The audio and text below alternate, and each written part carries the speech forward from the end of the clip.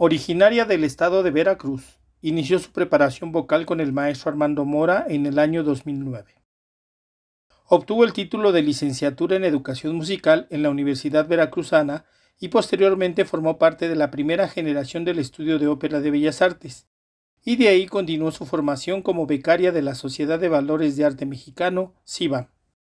A nivel internacional, ha formado parte de la Academia de Artes Vocales de Filadelfia, bajo la tutela del profesor Bill Schumann, y de 2019 a 2022 perteneció al programa de jóvenes artistas de la Ópera de Los Ángeles bajo la guía del Dr. Stephen King. Dentro de estas academias internacionales y como parte de su formación, ha tenido la oportunidad de cantar diversos roles propios de su tesitura, en óperas como El Trovador, El Oro del Rin, Ariadna en Naxos, La Traviata, Suor Angélica, Rusalka, Così fan tutte, Romeo y Julieta, Las Tres Mujeres de Jerusalén y La Muerte de Orfeo, entre otras. En el ámbito internacional se ha presentado en recintos de Austria e Italia y en las ciudades de Los Ángeles, Filadelfia y Washington en la Unión Americana.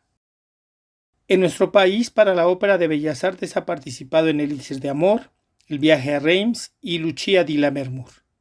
Se ha presentado en el Festival Internacional Cervantino con las obras Filemón y Baucis de Haydn y en el estreno mundial de la ópera La Creciente de Georgina Derbez.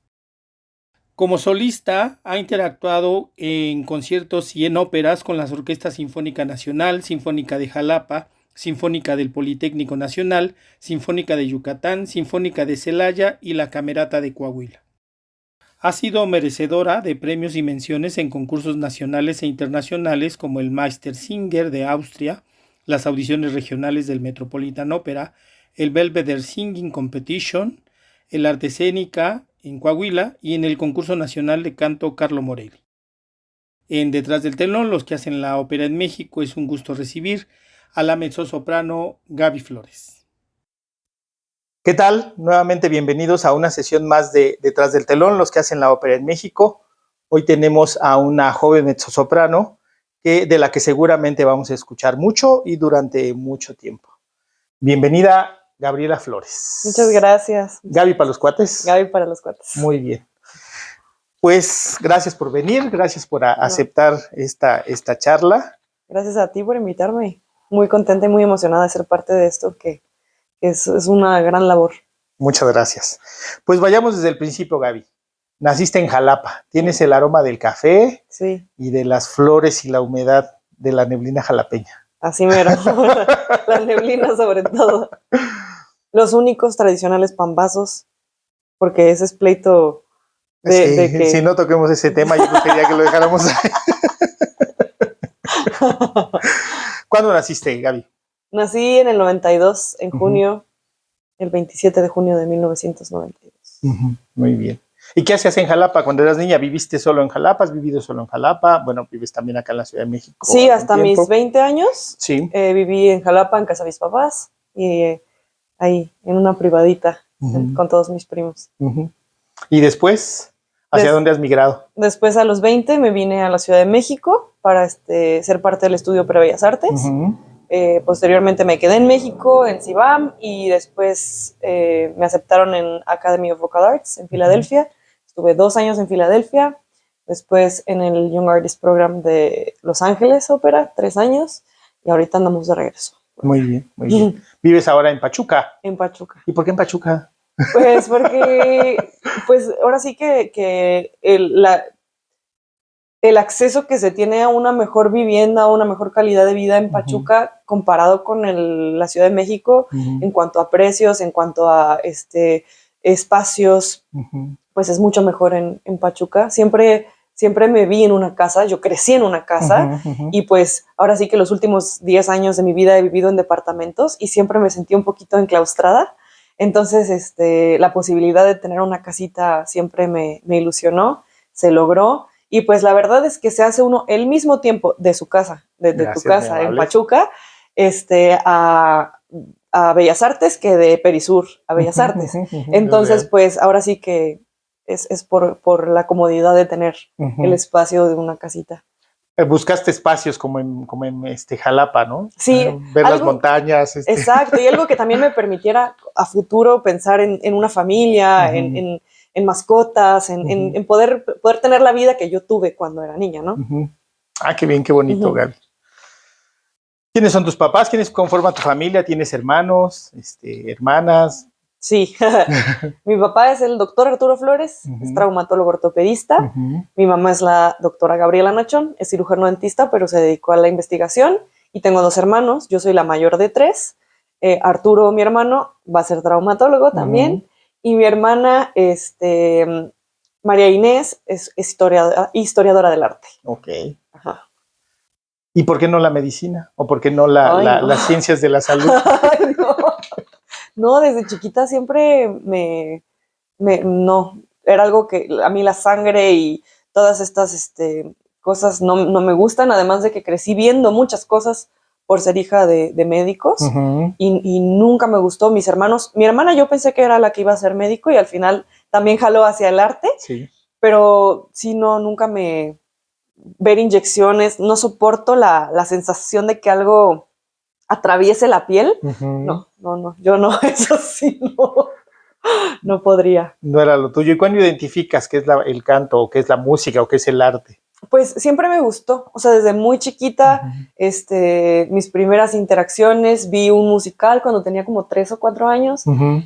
Marcelino Pan y Vino, me llevó mi mamá al teatro sin imaginarse que eso iba a detonar todo esto, ¿no? Uh-huh. Y me acuerdo que yo salí, lloré en la función, o sea, como que siempre fui muy sensible a estas cosas y yo lloré con el niño y me reí con el niño y me compró el disco y a la semana ya me sabía todas las canciones, me tiraba al piso y las actuaba y lloraba y fue ahí que dije, esto me gusta mucho y me acuerdo que saliendo le dije a mi mamá, yo quiero ser como ese niño y creo que fue el impacto de ver a alguien tan cercano a mi edad en uh-huh. un escenario, ¿no? Porque el niño habrá tenido a lo mucho unos 8 o 9 años, ¿no? Uh-huh.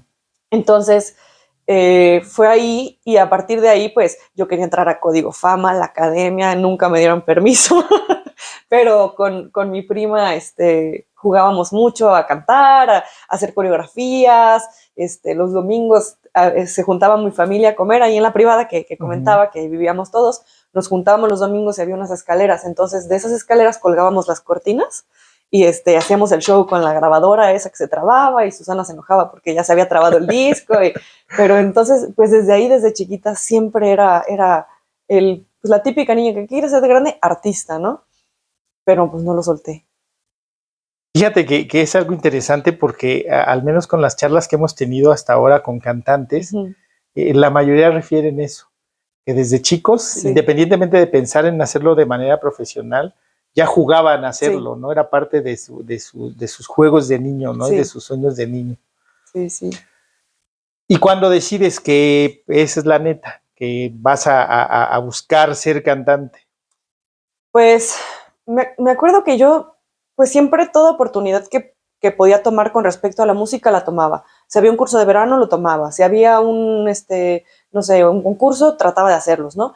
Y ahorita me estaba acordando del primer como encuentro que tuve, digamos, formal con la ópera o uh-huh. con la música clásica. Una paciente de mi papá le contó a mi papá que era cantante, que estaba uh-huh. estudiando en la facultad. Y mi papá le dijo, qué padre, a mi hija le gusta mucho cantar. Yo habré tenido unos 12 o 13, uh-huh. como 13 o 14 más bien. Y le dice, pues estamos buscando niñas para hacer las cigarreras en Carmen. Wow. Y entonces dice, dile que me venga a audicionar. Y a mi papá le sorprendió mucho que yo agarré el teléfono y le marqué a la chava sin saber quién era. Y fui y nunca me pude aprender el coro. Yo no decía, porque no más no pude. Pero pues ahí yo me moví, le hice y todo. Y ese fue como mi primer encuentro y dije, sí quiero esto, ¿no? Wow. Entonces empecé a buscar clases. En un curso de verano encontré a la maestra Rosy Gutiérrez, que me empezó a dar clases de piano, mis primeras clases de canto. Intenté entrar a la facultad, no lo logré. Uh-huh. Entré como oyente, que estaba prohibido entrar de oyente. Entonces yo me tenía que esconder cuando entraba el secretario académico porque estaba prohibido. Y entonces pues yo iba a las de apreciación, a las de solfeo, que eran las que podía entrar, uh-huh. y la maestra de canto de la facultad, Socorro Perfecto, me empezó a dar clases por fuera. Y me empecé a preparar para el examen, pero al final como que no se dio por ese camino y yo me seguí acá por el rock, por el metal. Uh-huh. Wow. Y eso como que espantó más a mi mamá, ¿verdad? una banda que se llamaba Postmortem. Yo con mis ojos de negro pintados y todo. Habrá que ver fotos de eso, Gaby, ¿eh? Pues yo me acuerdo muy dramático, pero cuando se los enseñé a otras personas me dicen que no estaba tan dramático el asunto. Pero ya después mi abuelita sí me dijo, no, Postmortem no, el rock no. Y dice, ¿por qué no buscas entrar a la facultad otra vez? Y todo esto, y fue que estaban como a la par. Ahorita estoy tratando de hacer memoria en la línea del tiempo, como que la traigo revuelta, pero como que estaba yo yendo a la facultad de oyente y el rock de un lado. Y al final no se dio, pero encontré a Armando Mora. Entonces encontré a Armando Mora.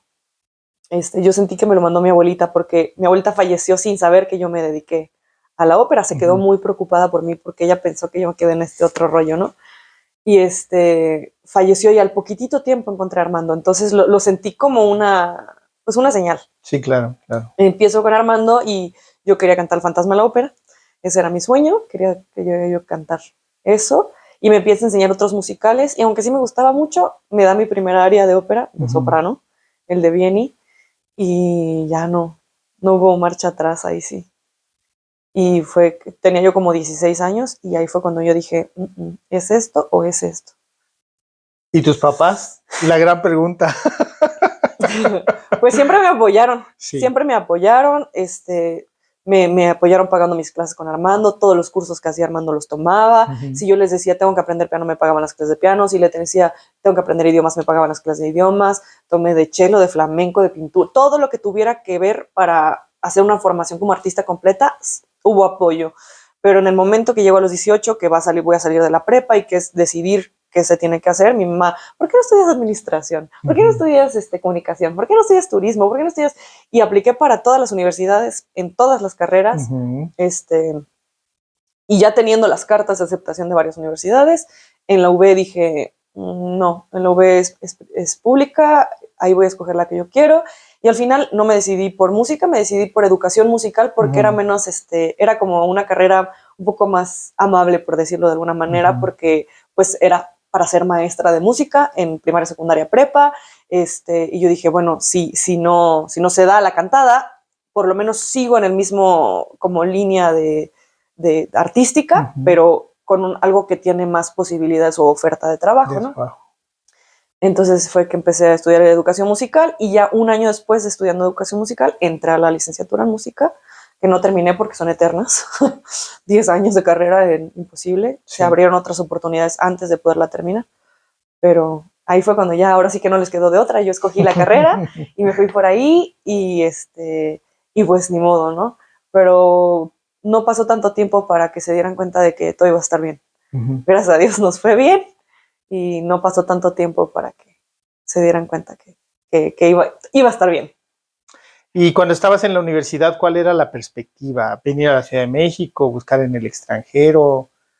¿Qué posibilidades veías? ¿Hacia dónde estaba tu mira? La verdad, jamás me imaginé que yo iba a tener la vida que tengo. O sea, desde que estudiaba en la facultad, el llegar a la facultad de música y escuchar así los instrumentos y los guitarristas siempre afuera de los cubículos, para mí era como un sueño, era algo que se iba a acabar, no se veía real. Mi sueño era cantar en Bellas Artes, siempre fue cantar en Bellas Artes, incluso por eso estaba en la banda de rock, porque el concurso Yamaha se hacía, no sé bien, pero algo decía que iba a ser en Bellas Artes. Sí, lo de las finales. Entonces, la final de bandas, sí. Entonces como que yo decía, por donde sea, pero voy a llegar algún día ahí, ¿no? O yo quería llegar ahí. Ya cuando empecé a cantar ópera, pues soñaba con el Met, con la Scala, pero jamás me imaginé que se iba a dar así. O sea, yo pensé que iba a terminar en la UB y que iba a hacer mis 10 años de carrera en la UB, y a lo mejor el coro de la UB, y eso me hacía muy feliz, pensar en entrar al coro de la UB, ¿no? Pero se fueron abriendo puertas y puertas y puertas y me llevó por caminos que jamás me imaginé, porque uno sueña, ¿no? Uno sueña, pero ya de soñar a que pasen.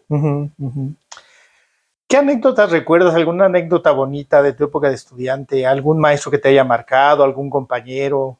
Uy. Me acuerdo que en la facultad, pues yo empecé a estudiar cello porque me sentía así como media fuera de lugar, porque nunca nos quieren a los cantantes y a los educadores musicales menos. Entonces, me acuerdo que me metí a clases de cello y aunque no tenía clases de cello en la facultad, yo lo andaba trayendo. la traía colgado porque para sentirme más músico. Como el estatus, ¿no? Pues muchos maestros me han marcado. Yo creo que de muchas personas tengo como distintas cosas, ¿no? O sea, más acá, más reciente, por ejemplo, del estudio de ópera Bellas Artes, que fue mi primer gran encuentro, digamos, con el mundo profesional, ¿no? De mis clases de actuación con García Lozano, el Yo existo porque tú existes. De mis clases con la maestra Isabel de expresión corporal, chorros de agua por los dedos, ¿no? De las clases de Luis Filan, de Alexander, tu centro, expresa, no impresiones, ¿no? Menos es más. O sea, como que se te van quedando frases de cada maestro. Obviamente, pues mi gran formador es Armando Mora, 10 años de preparación, ahorita ya un poco más. El verlo decir, ¿no? No nada más cantar, le veías algo en los ojos cuando canta que era distinto a los demás, ¿no? Entonces, pues de muchos maestros te quedas cosas. La facultad se me pasó muy rápido, muy, muy rápido. Pero sí me acuerdo que yo no quería ser cantante, yo quería ser chelista, porque me daba pena. Pero podrías haber escogido la flauta o el... No, yo quería cargar el cello, ahí lo tengo en la casa. Pero el cello y hasta lo quiere vender porque tiene 10 años que no lo tocó. Pero ahí sigue. Pero ya entonces no estudiaste ninguna otra disciplina, aplicaste para varias carreras, me supongo que eras buena estudiante. Porque era buena estudiante, ¿no? Pero no fui buena estudiante toda la vida. Ajá. La secundaria, bueno, o sea, era estudiante, digamos, de 8 y 9, ¿no? O sea, no mala, no buena, ¿no? Empiezo en la música, empiezo a estudiar idiomas que me gustan mucho y he estudiado muchos idiomas. Y en cuanto empiezo como a combinar esta otra parte de mi cerebro, 10. O sea, fue muy impresionante porque el tener tan poco tiempo para estudiar, porque salía de la escuela a las 3 y me iba a todas las clases que se puedan imaginar y tenía media hora para hacer la tarea o media hora para estudiar para el examen, hacía que esa media hora fuera tan efectiva que me iba mejor en la escuela. O mi cerebro activó otras cosas con la música y con los exámenes, con los idiomas, que me empezó a ir mejor en los exámenes. Entonces, no como tal, o sea, soy licenciada en educación musical y me dediqué a la música, estudié muchas artes alrededor para complementar como cantante, pero de que sea yo licenciada en otra cosa, no soy. ¿Y tienes habilidades, reconoces habilidades para algunas otras áreas del arte? En general, sí, pero soy muy miedosa. Entonces, por ejemplo, estudié 5 años de flamenco y la maestra me decía, es que bailas muy bien, ¿no? Pero si ella no me ponía la coreografía, así de que yo me ponga a improvisar, no. Me gusta mucho pintar, pero si mi maestro no está con el pincel mágico atrás, que estaba medio feo y él le pasaba el pincel y se corregía, no me atrevo a pintar, ¿no? Mi maestra de cello decía que tenía yo potencial para el cello, pero solo lo estudié 1 año. El piano es mi coco, me cuesta mucho trabajo. Pero pues no, es como que tengo este miedo, ¿no? Como de soltarme más que nada. En el único que no me da miedo es en el canto. Hasta en los idiomas tenía yo un poquito de miedo y poco a poco lo he ido perdiendo. ¿Y alguna vez has pensado que si en un mundo alternativo, digamos, por alguna circunstancia no hubiera sido la música o algún área relacionada a las artes, alguna materia relacionada a las artes, ¿cómo te verías en otra profesión? Bueno, cuando yo era niña, mi sueño era ser la secretaria de mi papá. Porque yo quería contestar el teléfono y decir, consultorio médico, buenas tardes. O sea, ese era mi sueño, ¿no? Maestra, siempre se me antojó ser maestra. Me gusta, ahorita doy clases de canto y me gusta mucho ser maestra. Pero hay una carrera nueva que está estudiando una de mis primas, que es como comunicación y creación de contenido digital, de no sé qué, no sé cuánto, y se la pasa como que en el otro lado, que son el detrás de cámaras, en la edición, todo esto, y la carrera de comunicación, específicamente en la universidad donde la estudia ella, es muy interesante. Entonces, a lo mejor algo por ahí. También me gusta mucho maquillar. Entonces, no sé, a lo mejor. No sé, me gustan muchas cosas. Siento que me faltarían como 1000 vidas para estudiar todas las cosas que me gustaría estudiar, hablar todos los idiomas que me gustaría hablar, todos los instrumentos que me gustaría tocar. Pero sí, tal vez maestra de educación básica. ¿Y cómo llegas a la Ciudad de México? ¿Cuál es el motor para buscar fuera de Jalapa?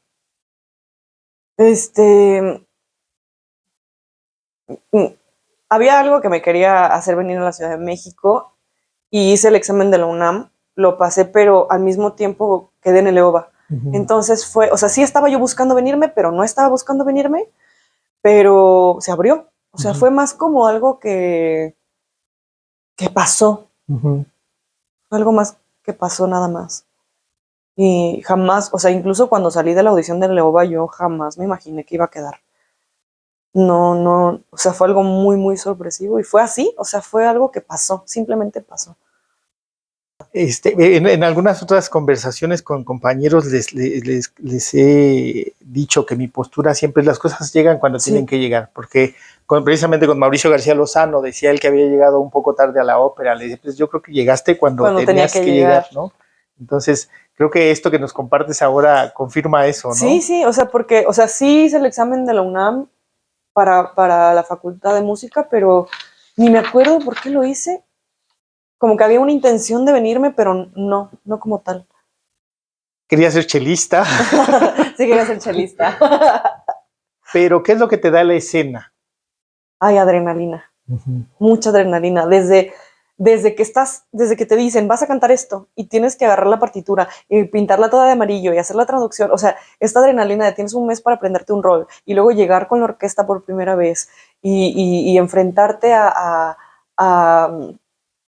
estos cambios de vestuario en 3 segundos, o esos nervios que se sienten en la panza en la pierna, justo antes de salir, el poder convertirte en otras personas, ahora sí que somos eternos niños jugando. O sea, es jugar a disfrazarnos, a ser otras personas, así como cuando jugabas a la mamá y a la hija, a la maestra, a ir al súper. O sea, es literalmente eso, nada más que en el escenario, ¿no? Te están viendo otras personas. Y es una adrenalina muy adictiva, muy, muy adictiva. Todo. Uno piensa que la magia se acaba atrás del telón, pero ahí empieza. Wow, qué bonito. O sea, no sé, uno pensaría, tú ves pasar las cosas en el escenario y dices, wow, ¿cómo lo están haciendo? Verlo pasar es donde está la verdadera magia, es algo increíble. Platicaba con Josué Cerón y me decía que él le gusta mucho la cocina, le gusta mucho cocinar. Yo le decía que para mí lo que hacemos en el escenario, en la ópera, tiene mucho que ver con la cocina, porque lo disfrutas desde que estás preparando la receta, desde que compras los insumos, sí, ¿no? Sí. Y tiene que ver con esto de marcar la partitura. Todo esto que hay detrás, ¿no? Sí. Y que nadie ve. Y que nadie ve. Y el disfrute es para uno que lo hace cuando lo haces y cuando lo sirves y lo compartes, ¿no? Y ver que la gente lo disfruta. Que le gusta a los demás. Sí, ¿Cocinas, claro. Gaby? Muy mal. No, la verdad sí cocino bien. O sea, me pasa lo mismo que con el flamenco y la pintura. Necesito una receta muy específica para seguir. Como que soy muy poco aventurera en ese tipo de cosas. A lo mejor más que nada eres como muy exigente contigo misma. Soy muy perfeccionista, ¿no? Y muy aprensiva.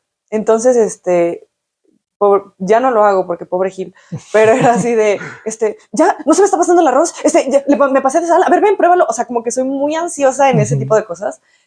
Los guisos que sé hacer me quedan bien. Estoy aprendiendo a disfrutar cocinar. Antes no me gustaba. Pero sí, lo que comentas, ¿no? Todo esto de hasta elegir bien un tomate, ¿no? Sería como el equivalente a buscar el marco teórico de la ópera, o yo qué sé. Sí, ahora que lo menciono, nunca lo había pensado. Yo dije, soy muy buena para cocinar, pero no. Sí, tiene mucho sentido, y hasta llevarlo al plato y que lo prueben los demás y que te digan, qué rico, el aplauso, ¿no? El aplauso, sí. Que muchas veces ni siquiera es lo que uno busca, ¿no? Es el disfrute de todo el proceso. Y se complementa con esta parte del disfrute, ¿no? Y de la gente que lo aplauda, ¿no? Y ver a alguien, o sea, pocas veces cuando estamos en una ópera puedes ver las caras de la gente, pero en un recital o en algo que sea un poco más íntimo, el ver a alguien que con los ojos, con la mirada, estás viendo que siente lo mismo que tú, dices, lo logré, ¿no? Así es, valió la pena. Sí, es muy bonito. ¿Qué te dejó el estudio de ópera? ¿Fuiste la primera generación? Fui la primera generación. Fue el parteaguas de mi vida. O sea, el estudio de ópera, si yo no hubiera estado, yo no sé cómo sería mi vida ahorita. Definitivamente, sé que para muchos de mis compañeros, pero específicamente para mí, pues yo llegué siendo una niña de 21 años para empezar, ¿no? que no tenía idea de lo que era un coaching. O sea, ahí fue mi primer coaching, fue mi primera clase de actuación formal, porque Armando nos daba muchas clases de actuación y de expresión, pero fue una formación muy integral. El EOBA me permitió hacer mi debut en Bellas Artes. Me permitió mantener los contactos después del EOBA, me permitió, ahora sí que todo, o sea, literalmente fue un parteaguas, un antes y un después, y a partir de el enero del 2014 mi vida nunca volvió a ser igual, ¿no? Ya no hubo una vuelta atrás. Entonces fue algo muy importante para mí. Tomé masterclasses con maestros, todos, o sea, literalmente todos, ¿no? El maestro Vargas era el director en ese momento. Muchas veces fue a trabajar con nosotros. El maestro Suaste, Lulú Ambriz, Encarnación creo que me parece solo fue una vez. El maestro Camarena, el maestro Araiza, Almaguer, o sea, literalmente todos. Sí, claro. Entonces el poder tener ese contacto y me acuerdo mucho de una masterclass de Arturo Chacón, en donde decía que la ópera era como contarle un cuento a un niño. Entonces, o sea, se te quedan como esas cosas y es gente que tiene tanta experiencia que 5 minutos con esa persona se te quedan para toda la vida, ¿no? Sí, entonces, claro. Ese tipo de cosas a mí me regaló el EOBA, ¿no? Muchas cosas, o sea, fueron 2 años sí cansados, sí emocionalmente desgastantes como todos los años de carrera, porque son muchas cosas, estás trabajando con tu sensibilidad todo el tiempo, ¿no? Entonces pueden ser muy cansados emocionalmente todo el tiempo que te dedicas a esto, ¿no? Pero el aprendizaje y todo lo que te da de retroalimentación la música es hermoso. Te preguntaba qué había detonado venir a la Ciudad de México y me decías que pues estabas como sí y no, ¿no? Ya en el estudio de ópera, ¿hacia dónde cambió tu mira? Ay, es que de verdad yo nunca lo planeé. Porque cuando yo era más joven, como a mis 15 años, yo ya sabía, como a mis 16, ya sabía que me iba a casar de 21, que a los 23 iba a tener un hijo, que, o sea, la vida estaba más planeada. O sea, casi como los de la nobleza, que ya sabes con quién, dónde, todo, ¿no? Y no pasó. Como en la vida, dice entonces, por ahí un dicho, si quieres hacer reír a Dios, cuéntale tus planes, exactamente, ¿no? Entonces como a los 20 años, todos mis planes se rompieron y se desmoronó y ya no me daba tiempo de hacerlos. Ya a los 20 ya no iban las cosas como yo planeaba y de repente todo lo que no se me dio en mi vida personal, digamos, ¿no? Esto que yo tenía planeado de casarme a los 20 y de tener hijos, todo esto, empezó a pasar en la profesional, ¿no? Y pues entró a Leoba, después ya no sabía qué hacer. Gilberto, que ha sido una gran compañía, mi esposo, por cierto. Gilberto Amaro, un compañero al que le mandamos saludos. Porque sigo diciendo Gil y Gil, pero no lo presento. Que ha sido mi guía y mi compañero. Nos hicimos novios yo muy chiquita. Y me fue guiando, él me fue guiando. Salgo de Leoba, yo sin saber a dónde, y me dice, vamos a Cibam. Y fuimos a Cibam, y quedé en Cibam. Y estando en Cibam, llegó un maestro de ABA, Luis Ledesma, y me dice, ¿por qué no haces la audición de ABA? Y yo, digo, pues, ¿por qué no? Ahora sí que en esta carrera pierde el que no hace. Sí, claro. Porque si vas y no quedas, ahora literalmente te quedas en donde estabas. No pasa ya lo absolutamente tienes, ¿no? nada. Sí. Fuimos y quedé. Y así ha sido todo. O sea, así ha sido todo. No, sin planearlo, sin esperarlo, obviamente soñándolo, ¿no? Porque, por ejemplo, entrar a Los Ángeles Ópera, cantarle al maestro Plácido para hacer la audición a Los Ángeles Ópera, pues es algo que sueñas desde que empiezas. Sí, claro. Sí. Pero de eso a que pase, es muy distinto, ¿no? Y ha sido sin planear. Pasa. Qué interesante, Gaby. Me lleva a muchas reflexiones lo que nos compartes, porque pareciera que hay que... y lo hemos compartido en algunas charlas aquí, pareciera que hay que ser perseverante, ¿no? Que hay que estar y buscarle. Pero la manera como tú lo planteas ahora pareciera que sí hay que buscarle, pero no que no te vaya la vida en ello, ¿no? Es que sí. Hay que estar. No. Ajá. O sea, porque yo no planeé, ¿verdad? Pero audicioné a todo. O sea, mandé a todas las, o sea, me mandaban esto y audicionaba. O sea, tienes que tocar 100 puertas para que se abra una. Sí. Yo fui muy afortunada. Eso también. Y me tocó, o sea, y se me empezaron a dar las cosas en una época de la música en donde no era tan difícil como ahorita. Porque ahorita la cantidad de cantantes que hay comparado con cuando yo lo hice, y no estamos hablando de tantos años. Sí, no. O sea, ahorita así corto, de cantantes. Sí.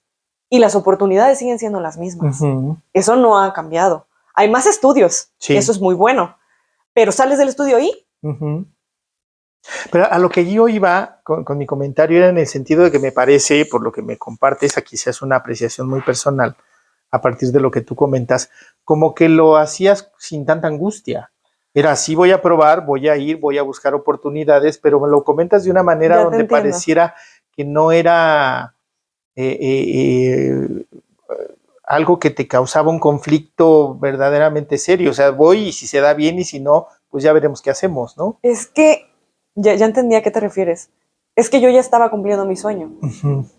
O sea, en vez de fijarme en todos los sueños que me faltaban por cumplir, estaba pensando en los que ya había cumplido y en los que estaba cumpliendo en ese momento. Yo jamás me imaginé cantar en Bellas Artes. Cuando yo me estaba yendo a IBA, estaba cantando en Bellas Artes. Ya era mi 4ª producción en Bellas Artes. Y yo jamás me imaginé llegar a ese punto. Entonces, lo demás eran sueños. Y sí tenía esta cosa como de, si a los 30 no he hecho esto, pues ya, me quedo en México y a ver qué hago. Y ese, si a los 30 iba cambiando. Era, si a los 30 no me he salido de México, pues ya, me quedo en México. Si a los 30 salí de México. Si a los 30 no he entrado a un estudio A, pues me regreso.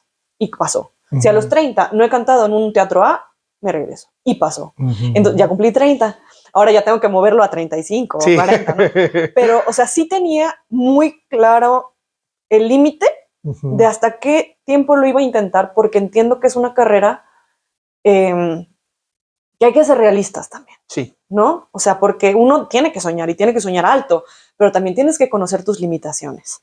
Entonces me ponía un límite y una meta. Cumplía esa meta, cambiaba la meta, el límite se quedaba igual. No tenía ansiedad porque siempre he sido feliz, gracias a Dios, ¿no? Y obviamente, o sea, siempre he sido feliz. O sea, he perdido, mi prima con la que jugaba murió, ¿no? Con la que jugaba lo de los telones, murió cuando yo tenía 15. Entonces, o sea, obviamente ha habido momentos tristes en mi vida, claro, pero yo he sido una persona muy bendecida y muy afortunada, donde mis sueños, o sea, obviamente lloras, obviamente estás triste, obviamente te angustias. Yo soy una persona súper estresada, súper aprensiva y he querido dejar de cantar 10 veces o más, o sea, de que lo quieres soltar y quieres tirar la toalla, es muy cansado, muy cansado. Pero siempre he sido muy afortunada y me pasan cosas extraordinarias. Entonces, lo que no pase, ya pasó todo esto. Entonces, eso me ayudaba a mantener la calma. Mi mamá siempre me decía, los pies en el suelo, el corazón en el cielo, ¿no? Wow. Pues yo creo que más que nada, la gran lección que nos das es como de disfrutar lo que tenemos, ¿no? No lo que no tenemos. Sí, vivir el momento. ¿No? Vivir el momento. Es como el solo por hoy. Exacto, ¿no? Sí. Y es que así es cuando uno hace las cosas. A mí me ha ayudado mucho con la ansiedad eso. El hoy, esto. Mañana ya, no importa, ¿no? Hoy.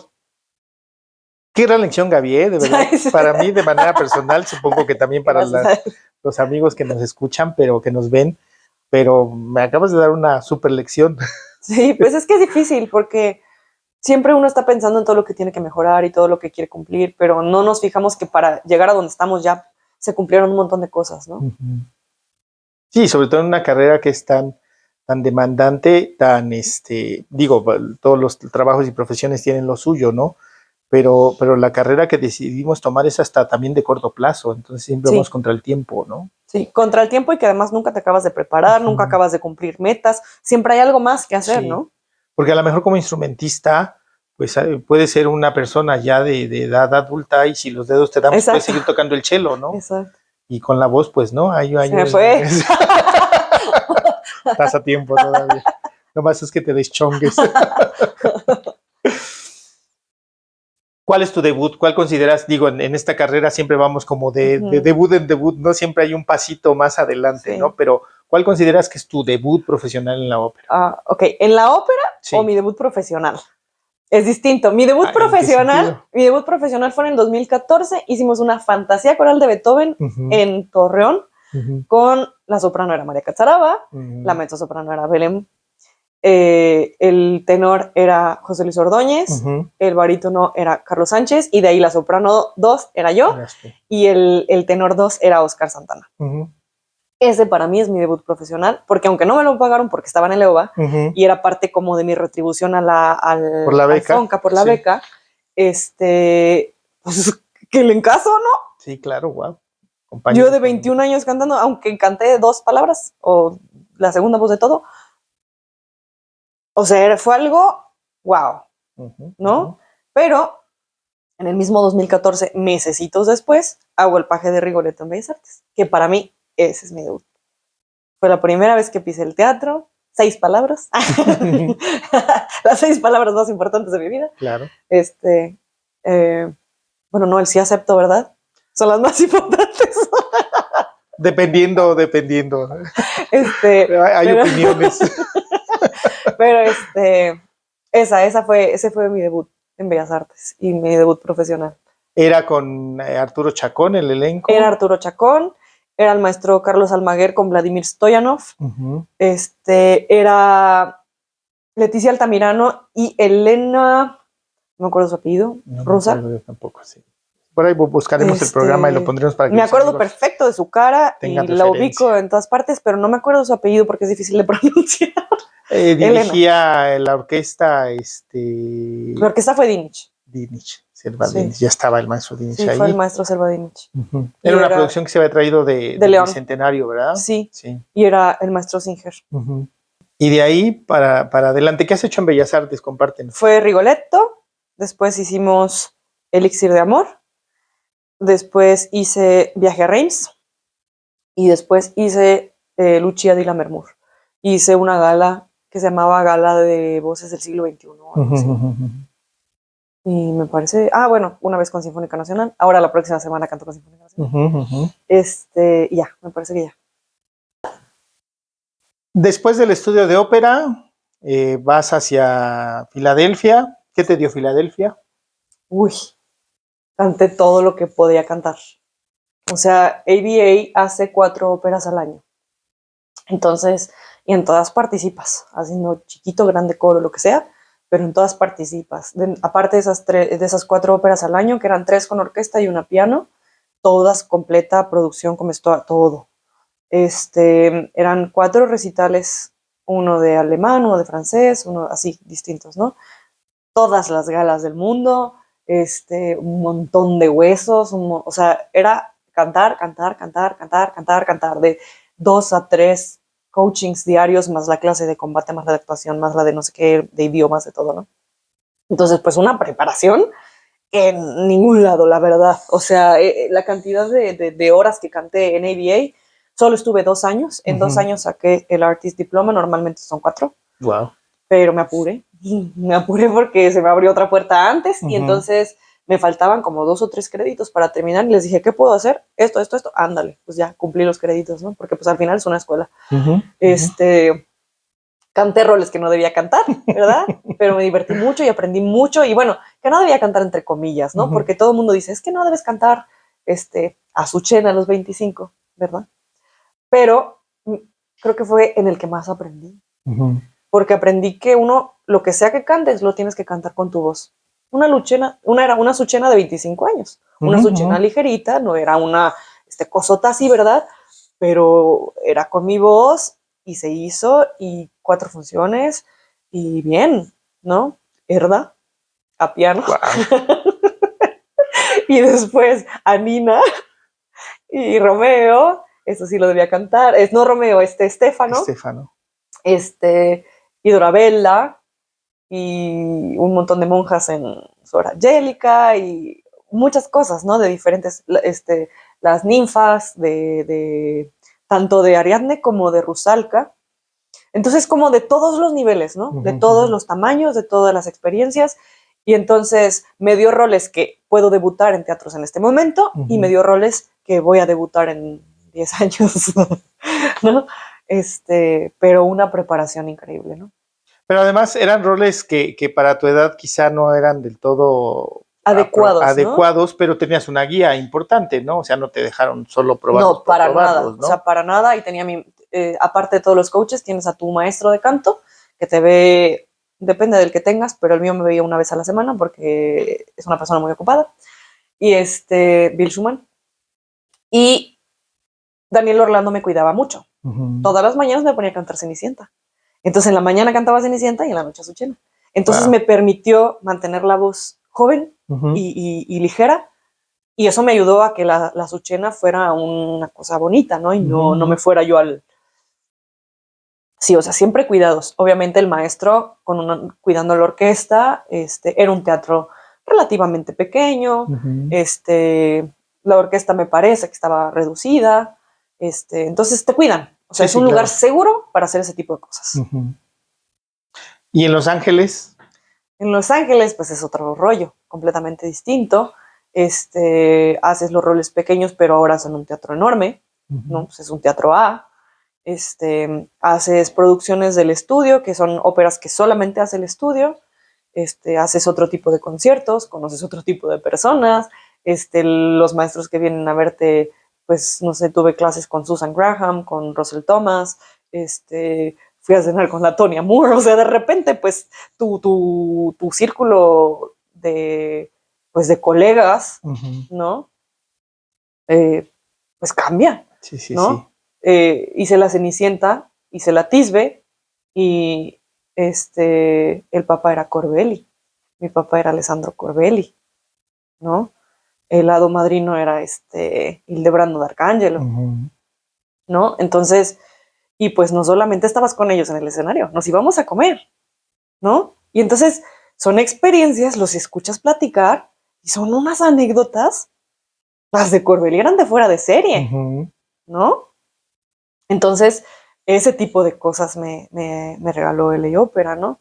De que aquí, pues ya acá en el WhatsApp tengo a todas estas personas que no lo puedes creer, ¿no? Claro. Que no lo puedes creer, ¿no? Y los coaches es distinto, nos soltaron un poco más, era más independiente. En ABA era hasta qué labial te tenías que poner, te decían, ¿no? Acá en LA Opera tenías los coachings que pedías. Si tú no pedías coaching, no se te daba coaching. También te ponen otro escaparate, un poco lo que hizo el estudio de Ópera Bellas Artes aquí, pero en el extranjero. Empecé a trabajar con otros directores, me empezaron a conocer otras personas,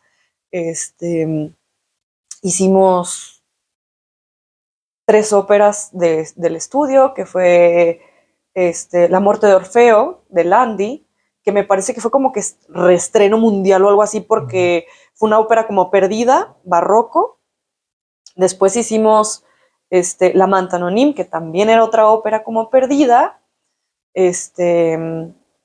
Y después hicimos un estreno de Carla Lucero, que se llama Las Tres Mujeres de Jerusalén, en la Catedral de Los Ángeles, que eso también está padre.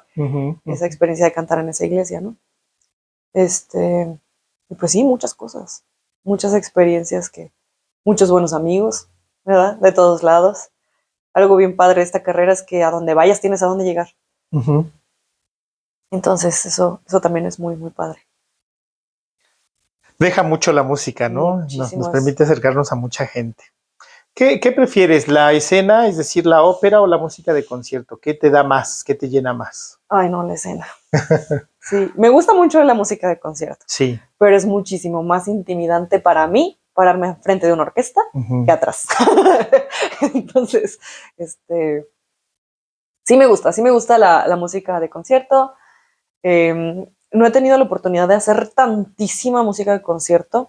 He hecho o sinfónico, hice novena, el Elijah, Las Siete Palabras, Mesías, o sea, como que los clásicos, digamos, ¿no? Sí. Esto que voy a hacer es muy interesante, que es como contemporáneo, pero no, porque son canciones folclóricas, las canciones folclóricas de Berio. Entonces son canciones folclóricas con un arreglo contemporáneo. Sinfónico, entonces está como curioso, muy interesante, ¿no? Sí me gusta, pero me gusta muchísimo más andar disfrazada. Es otra anécdota de niña. Mi mamá me compró el vestido de Aurora, de la Bella Durmiente. Pues no me lo quitaba. Mi mamá dice que me tuvo que comprar el de Sailor Moon para que los alternara, para poderlo lavar, porque no me lo quitaba. Entonces, para mí andar disfrazada es lo máximo. Entonces, pues eso, me gusta más la escena. Me queda muy claro que, como dices, las cosas se te han dado como en el momento que se tienen que dar y la vida ha sido muy dadivosa contigo, ¿no? Mucho. Hasta donde vamos, pero si tú fueras al pasado a ver a esa Gaby joven o niña o estudiante, ¿qué le dirías? Bueno y malo, decirle por aquí sí, por acá no, o no te preocupes, o ya. Pues le diría no te rindas, ¿no? Para que llegáramos a donde estoy hoy. Pero el 2013, por ejemplo, fue un año súper difícil para mí. Lloré mucho, estaba muy triste. Pues justo a los 20 que te digo que no se dio nada de lo que yo quería que se diera, gracias a Dios. Le diría eso, tranquila, todo va a estar bien, todo pasa y todo pasa porque viene algo mejor. Entonces como que me daría un poco de paz para que esas lágrimas hubieran sido un poquito menos y esa ansiedad de querer comerme el mundo hubieran sido menos. Le diría, no te rindas. O sea, no te rindas, todo pasa, vas a ser muy feliz, vas a ser plena en todos los ámbitos de tu vida, porque lo soy en todos los ámbitos de mi vida. Entonces, le diría eso, todo pasa. En esa plenitud de la que hablas, ya regresando a la actualidad, ¿cómo es un día de Gaby? ¿Cómo es un día normal detrás del telón? Ay, no hay rutina. No hay rutina, yo no sé qué día es. No sé si es miércoles o domingo o qué, porque todos los días hay trabajo de diferentes cosas, gracias a Dios. Ahorita, pues estoy empezando a encontrar más rutina. Pues me despierto, desayuno con mi esposo, me preparo ya sea para dar clases o para ponerme a estudiar, también me dedico 1 hora para ver la tele, ando bien picada con las series asiáticas, me dedico un ratito para leer, que es como que mi nuevo hobby, me costaba mucho trabajo leer, y pues obvio porque nos la pasamos leyendo cosas, y me costaba muchísimo trabajo agarrar un libro y disfrutarlo, lo estoy empezando a hacer. Pues me toca cocinar, ni modo, ¿verdad? A mí, porque pues Gil se viene bien temprano para la ópera. No sé, depende mucho de qué es lo que esté haciendo, ¿no? Esa es mi vida, digamos, este mes. Esta próxima semana no va a ser así, ¿verdad? Me voy a tener que despertar temprano, arreglarme para ir al ensayo con la orquesta y saliendo de la orquesta a dar clases, o sea, va a ser mucho más ajetreado. Pero más o menos, pues esas son las cosas que hago, ¿no? Me pongo a estudiar cosas, practicar mis idiomas, me gusta tener muy limpia mi casa, entonces limpio. Estoy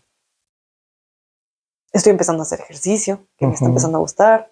Yo siempre dije que tenía como una yetatura con el ejercicio, porque siempre que empiezo a hacer ejercicio me pasa algo malo, piedras en el riñón o me rompo la boca o cosas así, pero esta vez parece que vamos bien, sin eventualidades. Llegó cuando tenía que llegar, ¿no?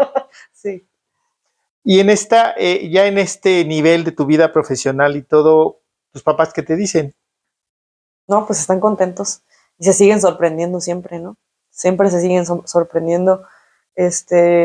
Ahora los concursos se llaman diferente, pero ahí siguen.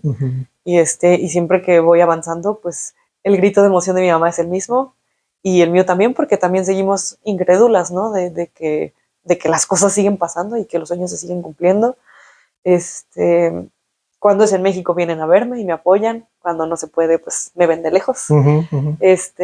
Pero sí, ya están tranquilos en todos los ámbitos de mi vida, están tranquilos con la carrera que escogí, con la persona que escogí para acompañarme, con mis decisiones. Creo que se dieron cuenta de que estaba tomando las decisiones correctas, ¿no? Aunque dieran miedo. Sí, claro. Pero los veo tranquilos. Y eso, y contentos, ¿no? Contentos de que me ven contenta. Entonces ya esa ansiedad de qué va a pasar. De la incertidumbre. Porque además, sí. Que puede dar una carrera artística, ¿no? Porque además también te vas dando cuenta que no es tan como uno cree. O sea, tienes ese miedo de que te vas a morir de hambre porque no sabes cuál es el campo laboral, no sabes todas las oportunidades que hay. O sea, sí, está difícil cantar en Bellas Artes todas las funciones, ¿verdad? Obviamente, pero no es el único trabajo que existe, ¿no? Hay muchas cosas. He pensado muchas veces y con mucho cariño entrar al coro, pero es algo que, digamos, estoy tratando de elegir el momento correcto para hacerlo. Es algo que me gustaría mucho, pero quiero que sea el momento correcto,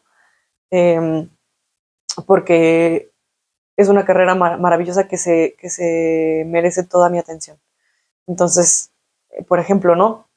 Pero son cosas que uno no ve cuando estás empezando, ¿no? Uno cree que es o Bellas Artes o el Sanborns o Italianis o esas cosas, ¿no?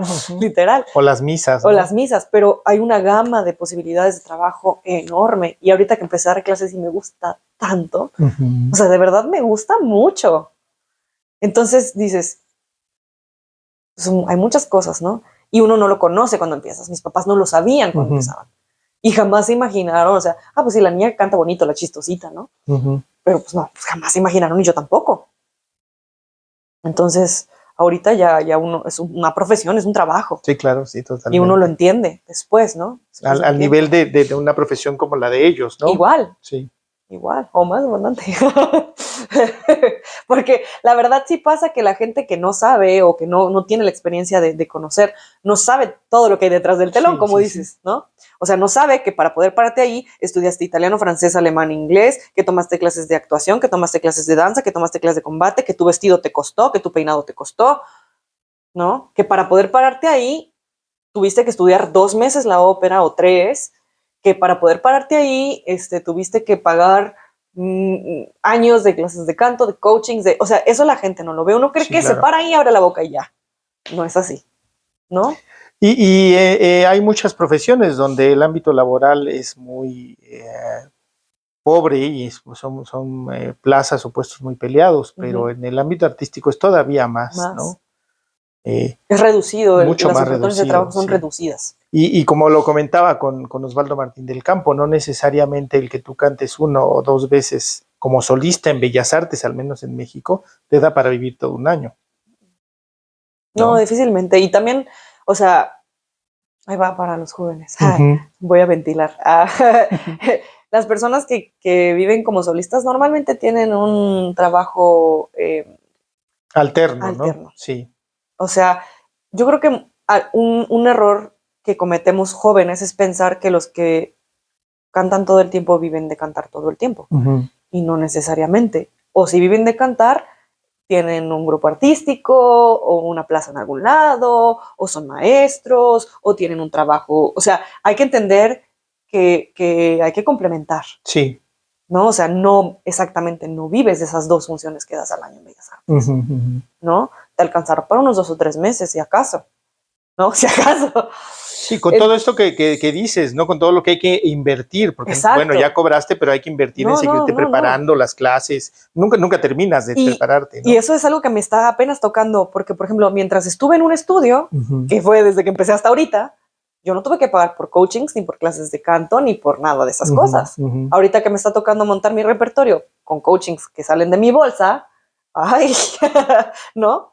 Entonces, es toda esta inversión que hay que hacer, el vestido, el peinado, o sea, son estar gastando y gastando y gastando, ¿no? Sí, claro. Entonces, sí, para los jóvenes que sepan que no es nomás así. Que todos tenemos apoyo de algún lado, ¿no? De alguna manera o de algún trabajo, persona, todos tenemos apoyo de algún lado. Hay que tener un plan B siempre, ¿no? Hasta Z, plan Z. Volviendo a esta vida de Gaby detrás del telón, ¿tienes alguna afición, algún gusto culposo? La música de señora. Si no fuera por las Pandoras, no estaría aquí hoy. Sí, me encanta escuchar cantar a Amanda Miguel ahí mientras barro y esas cosas. De verdad estoy muy picada con las series chinas y las coreanas. No sé qué traigo, que ya hasta coreano estoy aprendiendo. Pero sí, no sé. Así ya me ventilo, así. Sí, fíjate que lo platicaba en la charla anterior con Osvaldo. Esta pregunta de los gustos culposos me gusta hacerla porque se transparenta mucho de lo que traemos en realidad adentro. Como gente de escena somos a veces muy dados a la pose y a crear al personaje y no bajarnos, ¿no? Entonces, los gustos culposos siempre hablan más de nuestro interior que otra cosa. Entonces, dale. Pues mira, me voy a tener que remontar hace 15 años, porque pues el primer libro que leí y la primera saga que me eché fue Crepúsculo. O sea, y tenía yo el póster del Edward Cullen ahí, y, o sea, fuerte ese asunto del Crepúsculo. Ya poco a poco lo fui soltando y encontré otros libros que van como por la misma rama, pero un poquito más, pues no sé, yo digo que Crepúsculo estuvo bien porque hizo que mucha gente leyera. Pero ese sería yo creo mi gusto culposo.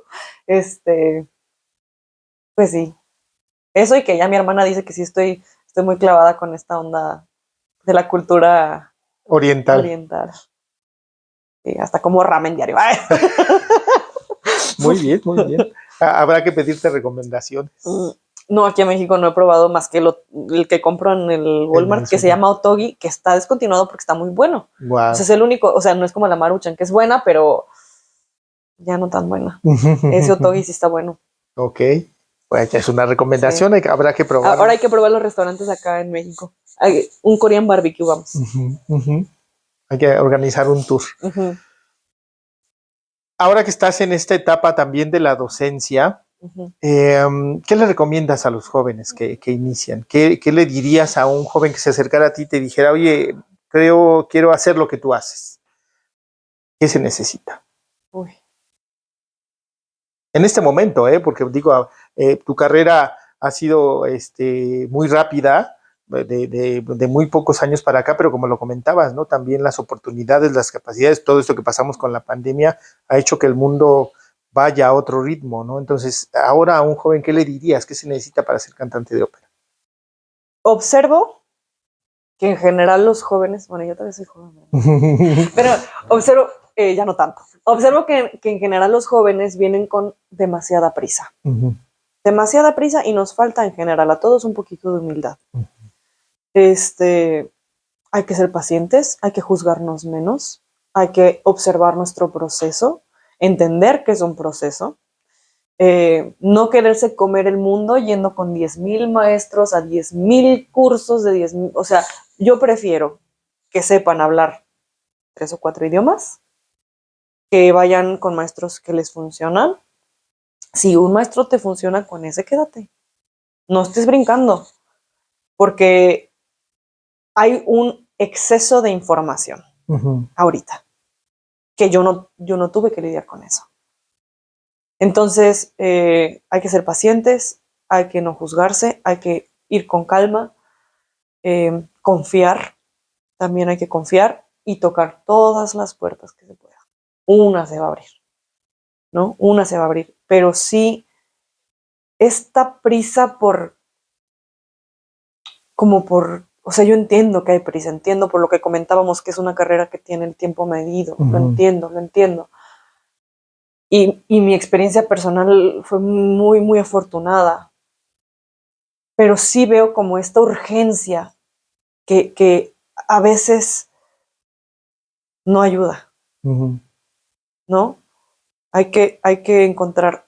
Mi maestro Armando fue mi maestro desde el 2009 hasta hoy. Y sí he tomado otras masterclasses y he tenido otros maestros. En ABA, durante ABA tuve otro maestro y durante LA Opera tuve otro maestro. Pero ayer fui a con Armando otra vez.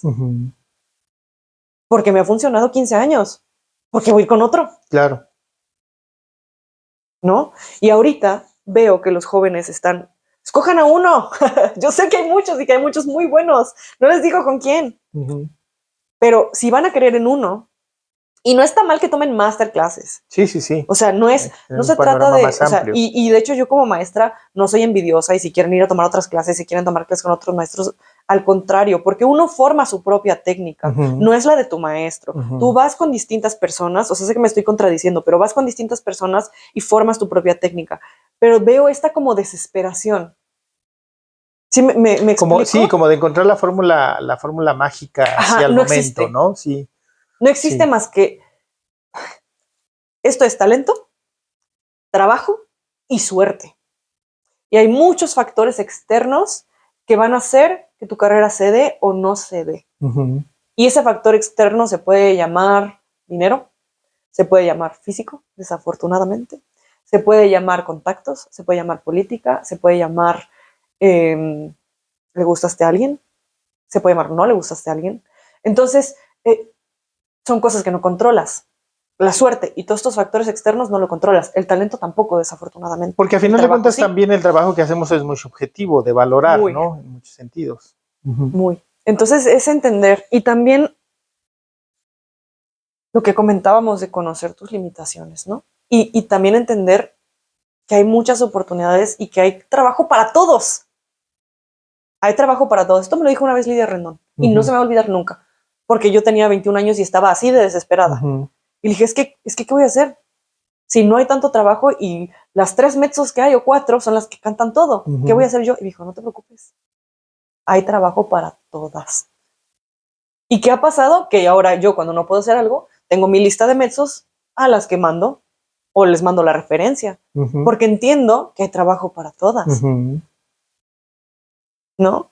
Y que hay que ayudarnos entre nosotras. Eso es otra, ¿no? Hay que ser mejores colegas. Hay que hacer gremio, ¿no? Sí, o sea, deberíamos de poder hacer una comunidad y no estarnos ahí peleando contra todos. ¿Para qué? Las mezzos somos buenas en eso, ¿eh?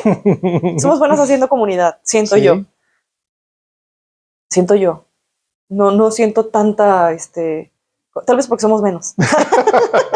pero sí, siento que eso también falta, ¿no? Que las amistades sean verdaderas amistades, que nos ayudemos entre nosotros, que eso le diría a mis alumnos, ¿no? Busquen prepararse en diferentes cosas. No solamente se trata de cantar bien ya, ¿eh? Hay que saber actuar, hay que saber bailar, hay que saber pronunciar. El AFI es muy importante, ¿no? Entonces, o sea, no se encasillen en un sonido específico, porque además ese sonido no hay un sonido absoluto que es el correcto. El correcto es el que te hace sentir bien y el que no sales ronca después de cantar, ¿no? Menos es más. El sonido de que uno quiere tener y quiere llegar al teatro, en vez de llenarlo, se queda aquí se cae, ¡pum!, ¿no? Entonces, pensar, por eso te digo, un poquito más de humildad. Menos el y más el estoy diciendo lo que quiero decir, ¿no? Lo verías más entonces, me retomo algo que comentabas al principio de la charla, más como un juego, pues sí. Más como darnos esta oportunidad de jugar y descubrir mi técnica, mis posibilidades, el camino a seguir. Pues sí, puede ser, o sea, que esto es, o sea, ya el simple hecho de que nos dediquemos a cantar. O sea, ¿cuántas personas están trabajando en una oficina y querrían haber estado donde estamos nosotros? Sí. ¿No? Que no tiene nada malo estar en una oficina. Sí, no. Qué padre, me encantaría tener post-its por todas partes. Pero no tuvieron la oportunidad, pero no tienen esa oportunidad. Sí.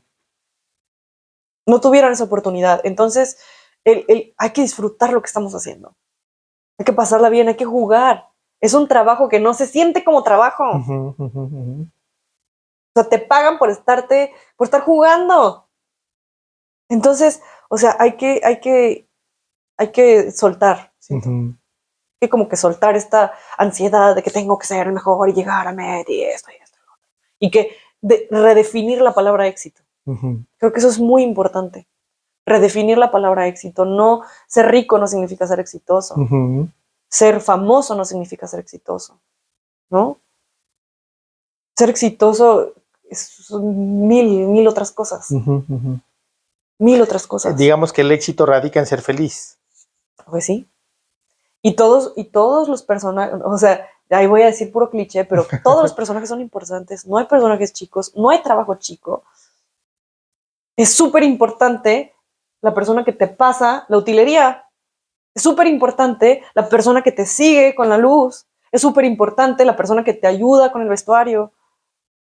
Sin ellos, no podríamos hacer nada. Nada. Es súper importante la persona que está sentada atrás de la oficina de director de Bellas Artes que tiene que decidir todo lo que va a pasar. Entonces, si todas esas personas son importantes, nosotros también, sin importar lo que estemos haciendo. Sí, claro. Si solo te toca cruzar con una charola en el escenario, eres importante. Sí, porque alguna vez compartía con algún compañero, ¿no? Que había cantado en el extranjero y te narraba una anécdota de un Turandot, donde matan al príncipe de Persia y el tipo que lo hacía detrás del telón, pues le salió un gallotote de tamaño gigante, ¿no? Entonces, pues se cargó la escena. La escena dramática donde todo el pueblo está viendo a esta mujer insensible. Asesinado. Y se oye ya un grito. Pues sí. Se cargó la escena, ¿no? Entonces, pues no hay papel pequeño en ese sentido. Los papeles secundarios sirven para darle soporte a todo el drama también, ¿no? Si no entra el paje, ¿qué pasa?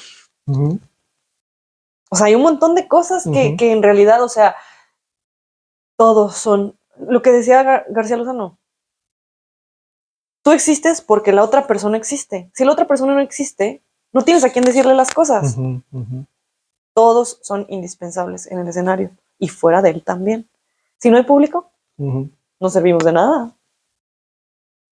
Ahora, Gaby, tú que te formaste allá en Jalapa, en Veracruz, pero tuviste la oportunidad de estar en el estudio y después estar en algunas escuelas de Estados Unidos o en los estudios.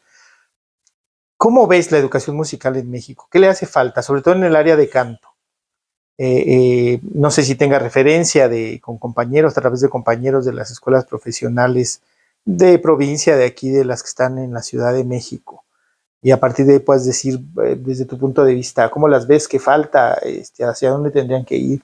Tengo la impresión de que, para empezar, específicamente hablando de la Academia de Canto, no se debe de tratar como una licenciatura. No es una licenciatura. Entonces, se distraen con materias que sí sirven, obviamente sí sirven, pero yo no me acuerdo cómo sacar la raíz cuadrada y esas cosas. O sea, yo sé que sirven, me estoy yendo más atrás a la primaria y todo eso, ¿no? Pero se pierde un poco el tiempo en materias que no son tan necesarias. Estas licenciaturas de 10 años, para cuando sales ya se te acabó el tiempo. Sí. Yo las haría más cortas, más enfocadas en cosas que para mí son más importantes, ¿no? Creo que debería, me van a matar, me van a linchar los músicos. Creo que debería de haber un solfeo para cantantes, porque no es el mismo solfeo que necesita un violinista. Nosotros no necesitamos decir, no necesitamos eso. Necesitamos ser capaces, ahorita sí, de leer ritmos complicados con la música contemporánea. Sí. ¿Sí? Pero, es que me voy a echar yo encima a todo el mundo. Muy pocas veces vas a necesitar leer a primera vista. A lo mejor en el coro sí, a lo mejor en el hueso sí. Pero normalmente vas haciendo repertorio y dejas de leer a primera vista. Entonces, más bien, necesitamos un solfeo que nos ayude a resolver, que te enseñe a estudiar, porque muchos cantantes no saben estudiar. Eso sí es delicado. ¿Y de qué sirvió que hicieran 8 semestres de solfeo? Si no saben estudiar, si no saben cómo aprenderse una pieza, ¿no? Y llegan y las notas chuecas, ¿de qué te sirvieron 8 años de solfeo? ¿No? Yo sí creo que debería de haber un solfeo para cantantes. Creo que ACA es importante, o sea, armonía, contrapunto y análisis es importante. Sí. Creo que actuación nos hace falta, creo que expresión corporal nos hace falta, creo que idiomas nos hace falta y creo que debería de haber una materia de AFI en las licenciaturas de canto. Creo que nos falta poner a los alumnos en el escenario, porque ahorita, al tratarse como una licenciatura, es, para primero necesito que me traigas Caro ven, sé tu mami y un lead. Para segundo necesito un oratorio y un no sé qué. Ok, sí necesitas aprenderte ese repertorio, pero nada más se trata de cumplir con requisitos. ¿Y qué tanto están avanzando los alumnos de canto? A mí sí me impresiona y a ver, otra vez cuánta gente me echa.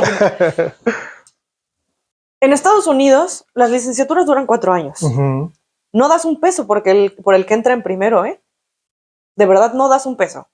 para cuarto están ganando concursos. ¿Cómo?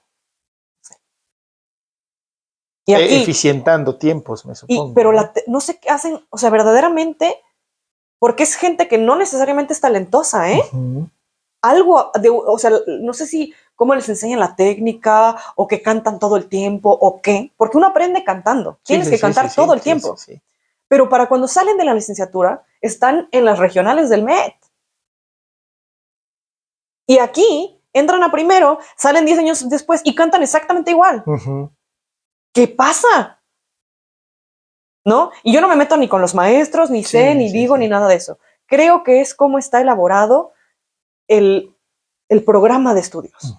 Creo que tiene mucho que ver con eso.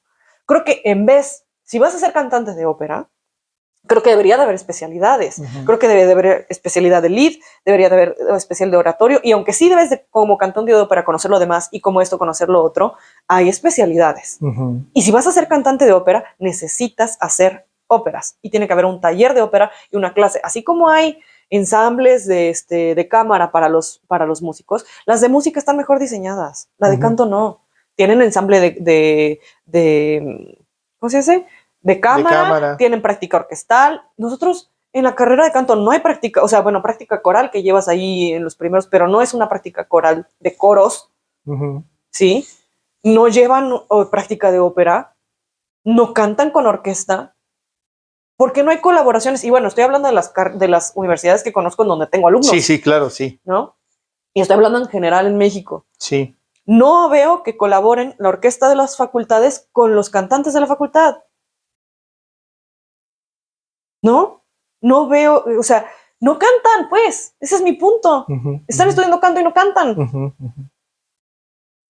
No tiene que ver con los maestros ni con la técnica. Sí, sino con el diseño. Que también habría que ver quiénes dan clase en las universidades. ¿No? También. Porque uno termina tomando casi siempre maestros por fuera. ¿Por? Es delicado, es un tema muy delicado. Sí, por eso a partir de tu experiencia quería abordarlo. ¿Cuál es tu punto de vista con esta formación e información que tú tienes? Yo no la pude acabar. Yo no pude acabar la licenciatura en canto por cómo está diseñada. Y pedí ayuda. Y dije, oye, entré al estudio, échame la mano. Déjame pasar materias, venir cada 15 días. Que bueno, al final es un papel y hasta el momento no lo he necesitado. Y eso también, dices, normalmente mucha gente que está cantando no tiene la licenciatura. Sí. Sí, sobre todo gente de mi generación o de generaciones anteriores, era muy complicado. Y en las carreras de canto, en mi caso en el conservatorio, pues entrabas a una edad ya mucho más grande que las otras carreras, entonces también había ya necesidad de trabajar o cubrir otras necesidades como para quedarte a terminar la escuela, ¿no? Y muchos compañeros hicieron grandes carreras, yo por ahí fui compañero de un cantante a nivel internacional, así y no terminó ni siquiera el cuarto año. No terminó ni siquiera el cuarto año de conservatorio, ¿no? Yo tampoco. No lo necesitó, digamos, ¿no? Y yo, por ejemplo, o sea, la manera en que yo aprendí solfeo, por ejemplo, fue por fuera. Porque llegó un punto en el que yo necesitaba avanzar más rápido que cómo va la escuela. Entonces empecé a tratar de brincarme años y tomaba 3 o 4 clases de 2 horas a la semana de ACA. Y con ACA aprendí a solfear. Por eso digo que el solfeo para los cantantes es distinto. Sí. ¿No? Que me linchen los músicos. Pero al final es el solfeo que me ha servido. Sí, claro. Y me va bien. Es quizá como entonces, lo que decías de la técnica de canto, ¿no? Es la que te funciona. Exacto. ¿No? Y la técnica es algo bien complicado porque no un solo maestro le va a funcionar a todo el mundo. No porque un maestro tenga buenos alumnos quiere decir que a ti te va a servir. No hay una técnica que sirva para todos porque aunque sea la misma técnica, el vocabulario es distinto y tu vocabulario puede ser diferente al de otro alumno, al de otro cantante. A lo mejor a ti te sirve al frente y a la otra persona le sirve alto. Y a lo mejor se refieren a lo mismo, dos maestros, pero es un vocabulario distinto, ¿no? ¿Crees que también sería necesario, como dentro de este proceso formativo de los cantantes, formar maestros? Sí. Sí, Porque una porque cosa es, perdóname, una cosa es el cantante y una cosa es que el cantante a partir de su experiencia decida compartirlo y enseñarlo, y otra cosa es que sepa enseñarlo o que tenga las herramientas. En eso que tú dices, ¿no? Porque bueno, si decides ser, si eres ingeniero y decides ser maestro de matemáticas, pues siempre 2 más 2 van a ser 4, ¿no?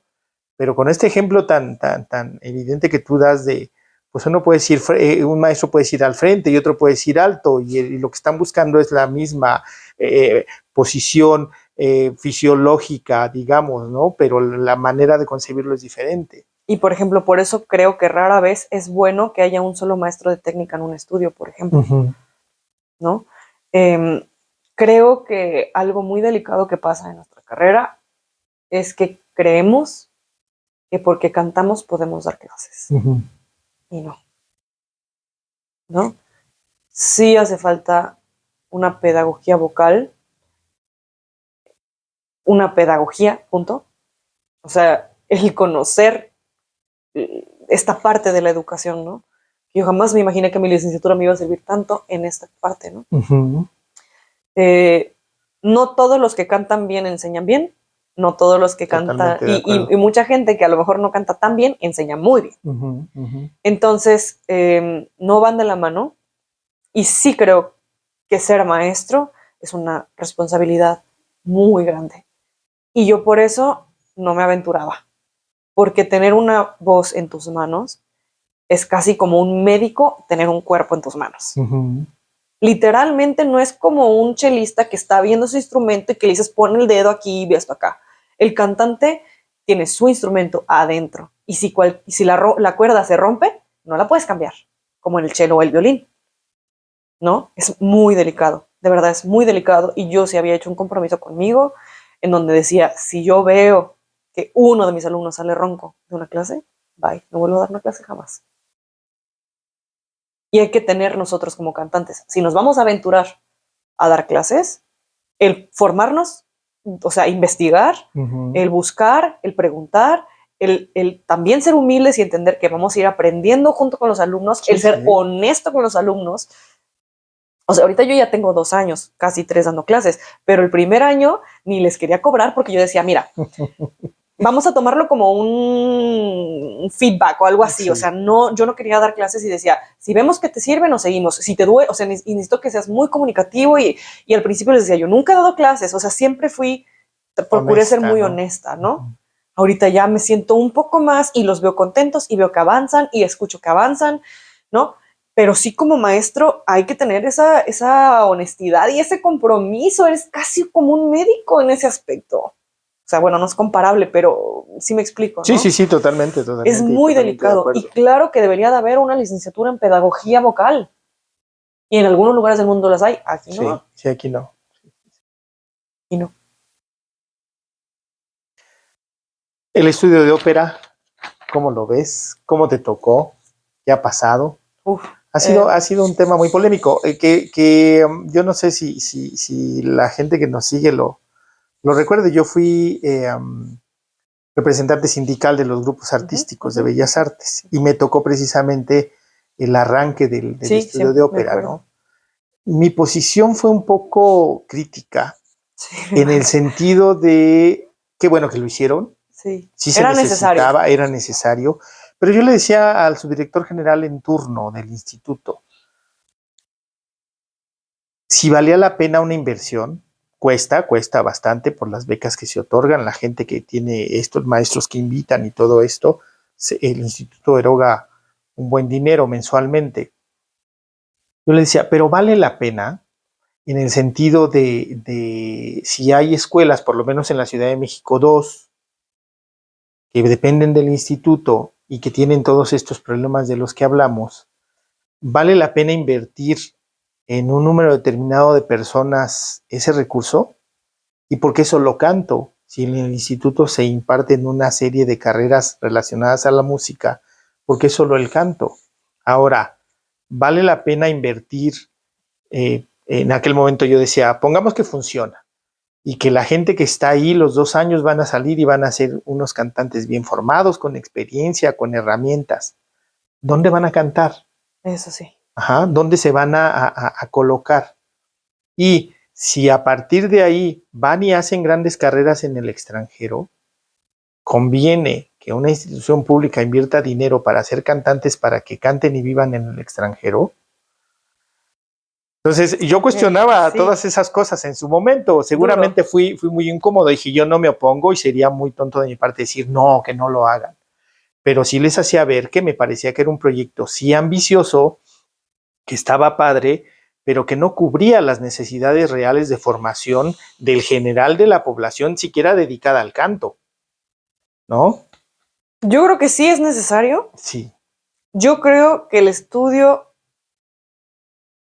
todas las casas de ópera importantes del mundo tienen su estudio de ópera. Uh-huh. La función del estudio de ópera es muy diferente a la de un conservatorio o una licenciatura. Uh-huh. Es una especialidad, digamos, ¿no? El estudio permite, justo lo que comentabas, que la licenciatura no. El estudio te permite ganar un salario para prepararte y entonces no te tienes que preocupar que si tienes que ir a trabajar el Starbucks para sacar el mes. A diferencia de una licenciatura en la que solo inviertes, ¿no? Entonces, esa es una. Uh-huh. 2, es una manera para que los jóvenes cantantes se abran paso tanto en México como en el extranjero.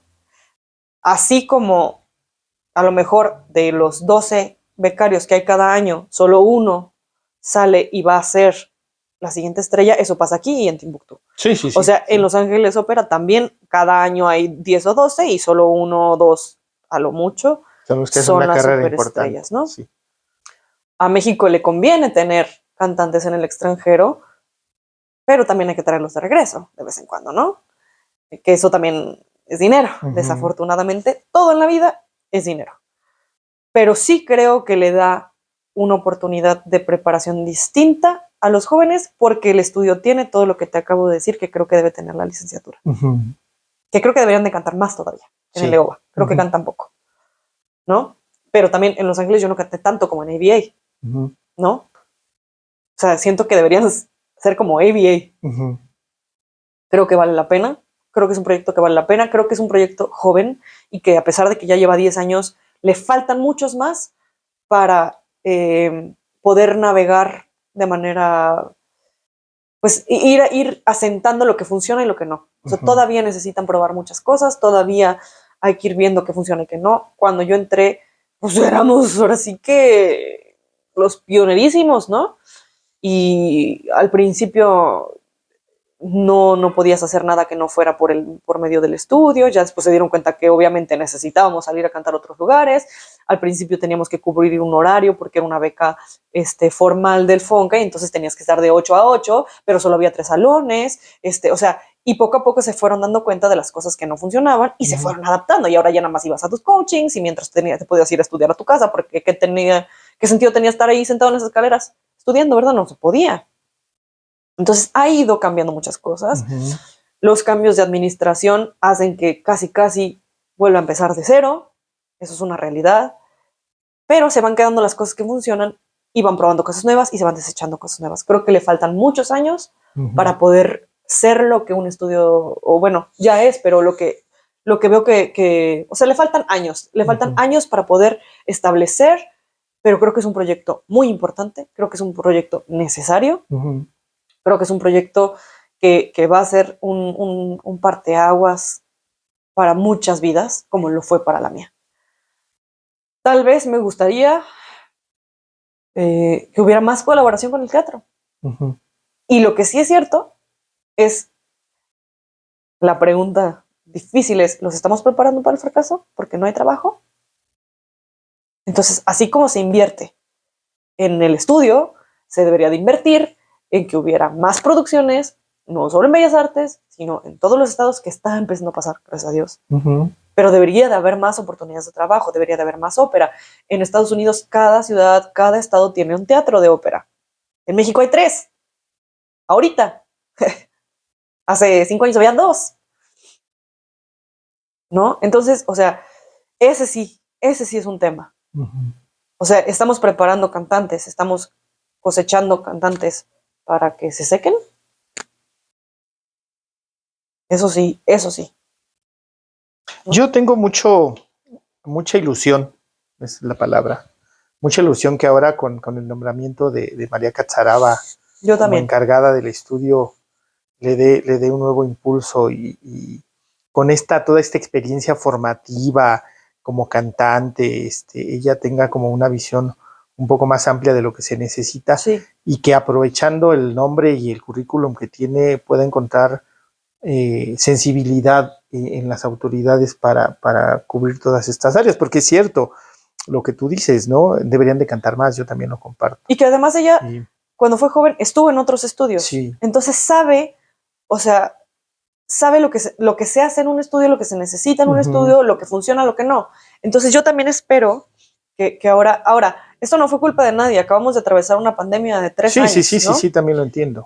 Obviamente, o sea, iba agarrando fuerza y como todo y como muchas carreras, iban para arriba y pum, o sea, y ya los que iban para arriba y se olvidaron y ahora vienen los nuevos, ¿no? Está pasando con las carreras, obviamente está pasando con el estudio. Yo sí creo que va a haber cambios positivos. Sí. Pero sí, creo que ese es el secreto. Necesitan cantar más. Y no necesariamente, no sé si lo compartas conmigo, no necesariamente en Bellas Artes. Está muy bien y está padre como la experiencia que tú tuviste, ¿no? Estuviste con Alberto Albarrán, sí, y la que hacía la Patti, perdón, Santos, ¿no? Que del estudio les dieron la oportunidad de hacer el Elixir, ¿no? Está muy bien, pero yo creo que hay otras posibilidades. Después los han incluido en programaciones del Cervantino. Sí, exacto. O sea, no es necesariamente en Bellas Artes. Sí, la idea es cantar, ¿no? Sí, exacto. Dices, ¿no? Y que hagan proyectos individuales. Sí. O sea, así, lo que te comentaba, o sea, nosotros en Los Ángeles, algunos cantaban más que otros en el teatro, pero aparte teníamos proyectos individuales del estudio. Eso es lo que necesitan más. Necesitan más proyectos, más conciertos, más hacer operitas, hay óperas pequeñas, o sea, cantar, donde sea, pero cantar. Sí, claro. ¿Y cómo ves la ópera? A partir de tu experiencia profesional en el extranjero, ¿cómo ves la ópera en México? ¿Hacia dónde tendríamos que ir? ¿Qué le falta? ¿Qué le sobra? ¿Qué necesita? Necesita muchas cosas, pero bueno, a partir de tu experiencia. Y es que creo que mucho de lo que necesita pues depende del presupuesto, ¿verdad? Pero pues a mí me gustaría ver la misma cantidad de óperas que hacen en otros teatros que se hiciera aquí, ¿no? Se hacen poquitas. Me gusta que a raíz de la pandemia haya más oportunidades para los mexicanos en Bellas Artes. Ahora los elencos son casi 100% nacionales. ¿Qué estaría padre? Que hubiera las dos. En muchos teatros hay un elenco A y hay un elenco B. Si ya se está invirtiendo en una producción, en vez de que sean 3 funciones, que sean 6, que 3 las haga un elenco internacional o que traigan gente súper fregona. Bueno, pero estos son sueños, ¿verdad? Que, como decimos, para todos se necesita dinero. Sí. Y que haya un elenco nacional o un elenco juvenil, por ejemplo, ¿no? En donde puedan hacer y eso a lo mejor en todas partes, ¿no? A lo mejor en todos los lugares donde se está haciendo ópera, que haya un elenco A y un elenco B, un elenco juvenil, ¿no? Eso me gustaría. Pues habría que ver qué óperas tienen mucho sin hacerse. A mí me parece que este año pues estuvo balanceado, digamos, ¿no? Por ahí había comentarios de que siempre ponían lo mismo, pero en realidad fueron puros estrenos, ¿no? Y luego que porque eran puras cosas que nadie conocía y que porque no ponían lo de antes. Entonces, somos tantos que para tenernos contentos a todos va a estar difícil. Y la ópera siempre ha sido polémica. Y así va a seguir siendo. Entonces, yo creo que hay que aprender a disfrutar lo que se nos está dando. A mí me encantó Zorros Chinos, pero la tuve que ver 4 veces para disfrutarla, igual que tuve que ver 6 veces Don Giovanni. La ópera la tenemos que ver y ver y ver y ver y ver para disfrutarla. No se puede juzgar con una ida, ¿no?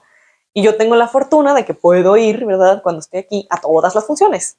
Y eso me encanta, porque cada función es distinta, ¿no? Y entonces ahí sí puedes juzgar con otros ojos. Pues ese sería mi sueño, que hubiera más cosas, que hubiera más trabajo, ¿no? tanto para gente que tiene añísimos de carrera, mexicanos o extranjeros, como tú quieras, porque los hay de los dos, y hay gente mexicana con un nivelazo y que no canta tan seguido en Bellas Artes, ¿no? Que también hubiera un elenco joven. Como te decía, la ópera siempre ha sido polémica, ¿no? Es parte, creo que, de su esencia. El hecho de presentar un espectáculo tan complejo frente a un público y que éste tenga la oportunidad de opinar, lo hace un evento polémico en sí mismo. Una figura pública, al final, la ópera es una figura pública.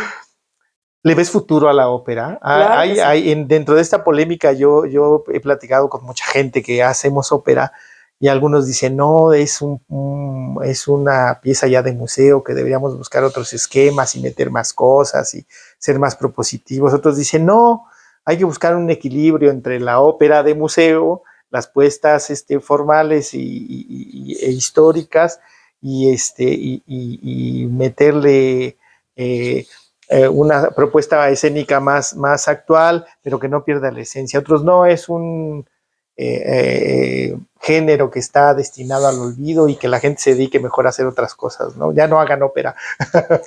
Entonces, ¿cómo lo ves tú? ¿Cuál es tu punto de vista? Yo creo que no. O sea, yo creo que claro que tiene futuro la ópera, ¿no? O sea, si ya sobrevivimos 500 años. El invento de la radio, el cine, la televisión, las telenovelas, los discos. Los discos, o sea, sigue. Y cada vez se ve más gente joven en Bellas Artes. Desafortunadamente, casi todos son cantantes. O se dedican a eso, ¿no? Entonces, estaría padre que no solamente hubiera gente que se dedica a eso, sino que lográramos una difusión y un alcance mayor. Antes, con las caricaturas, se estaba logrando. Ahorita ya no pasa eso. Hay una desensibilización por parte de la gente también. Y eso sí es preocupante. Creo que debe de haber un equilibrio. Creo que sí debe de haber puestas en escena tradicionales. Siempre son necesarias. Creo que la ópera cada vez se parece más al cine, que los streamings están haciendo que llegue a más gente, que, o sea, no se va a acabar. Esto no se va a acabar. Sí hay que actualizarnos. Ahora que fui al Orfeo, me tocó junto a un señor que traía unas, como... Se ve que era como... Es alguien que no sabe mucho, pero le encanta. Y estaba así. Y oye, ¿y cuánto dura? Y no sé qué. Y veía, o sea, como que se dio cuenta que yo sí más o menos le sabía y me estaba preguntando cosas, ¿no? Y de repente en el intermedio se voltea y me dice, ¿por qué cambiaron toda la historia? Porque yo sí leí de qué se trataba y yo pensé que iba a llegar, iban a tener las hojitas, iban a estar los arbolitos y que iba a ser... Y le digo, bueno, es que es una apuesta con una visión más contemporánea, tratando de adaptarla a nosotros. Y eso es algo padre de las nuevas adaptaciones, que la hacen un poco, o sea, no es lo mismo que Orfeo ande con hojitas, como decía el señor, a que sea una persona que fuerte escena la del funeral, que escena tan fuerte. La persona que no se pueda relacionar con eso, ¿dónde ha vivido? O sea, creo que eso es lo que hay que hacer que la gente se pueda relacionar con lo que está pasando en la ópera, porque pues sí, si dices, no, pues es que le arreglaron el matrimonio y entonces, todavía hay matrimonios arreglados, Todavía. Desafortunadamente, pero sí es. Y todavía hay asesinatos por celos, y todavía hay muchas cosas, o sea, todo lo que se ve en la ópera es actual. ¿Cómo hacemos que la gente se dé cuenta que es actual? ¿Cómo hacemos que la ópera, cómo vamos a hacer que la gente vaya a la ópera? Le tiene que perder el miedo, es mi frase favorita.